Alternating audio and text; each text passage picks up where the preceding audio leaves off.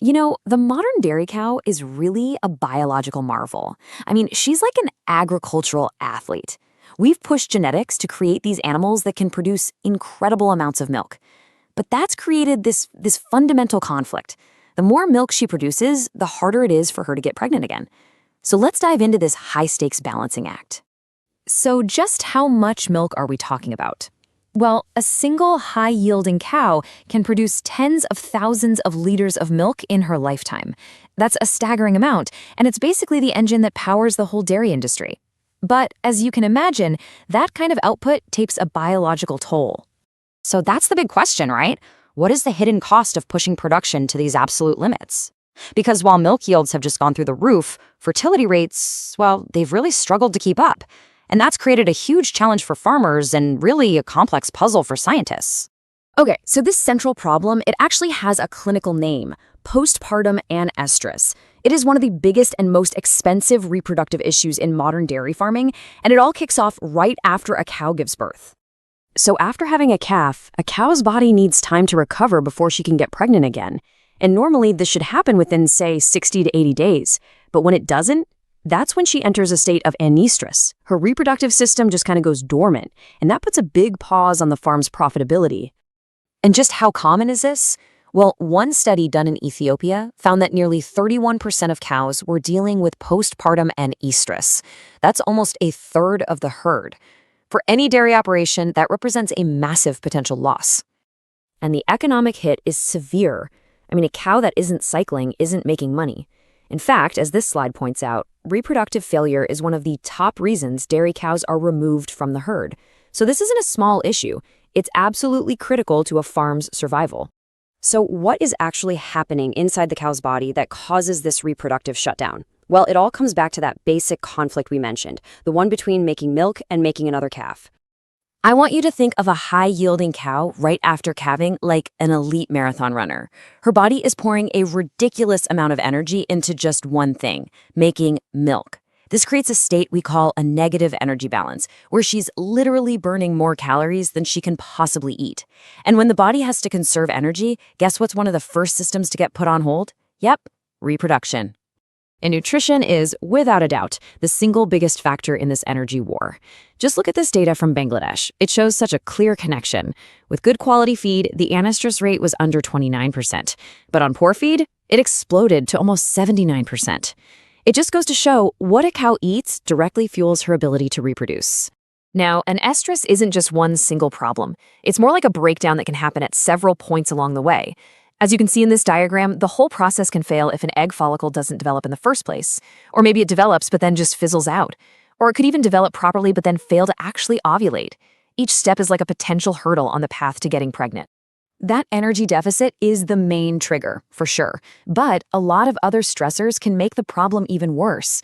Things like poor body condition, a difficult calving, or other health issues like lameness or mastitis. They all add to the metabolic load, making it even tougher for the reproductive system to bounce back. It's really a cascade of interconnected factors. So, with all these complicated causes, what's the solution?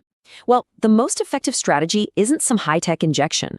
It actually starts with proactive management, tackling the root causes before they ever become a problem.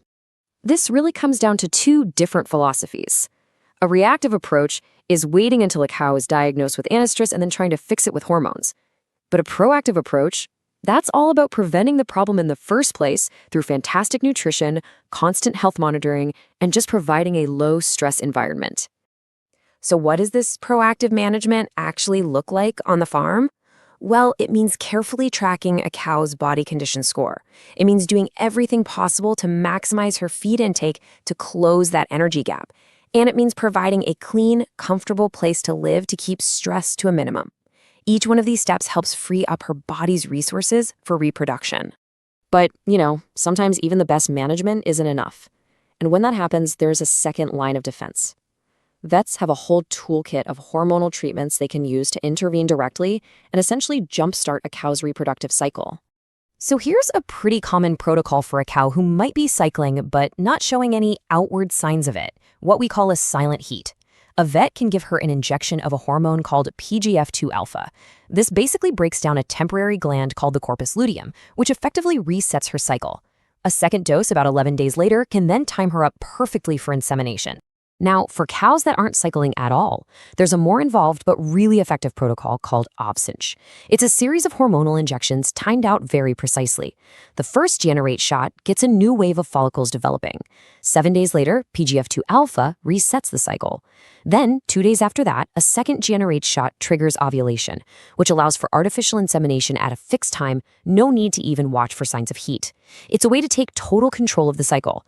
But here's the million-dollar question. How effective are these treatments at actually getting a cow pregnant? This study from India gives us a really fascinating comparison. You see, while hormone protocols like Ovsynch were 100% effective at inducing heat, the conception rate, the number that really matters, was only about 33%. A progesterone treatment did a bit better at 50%. But the most surprising result, by far, came from the group that was given just a simple mineral mixture.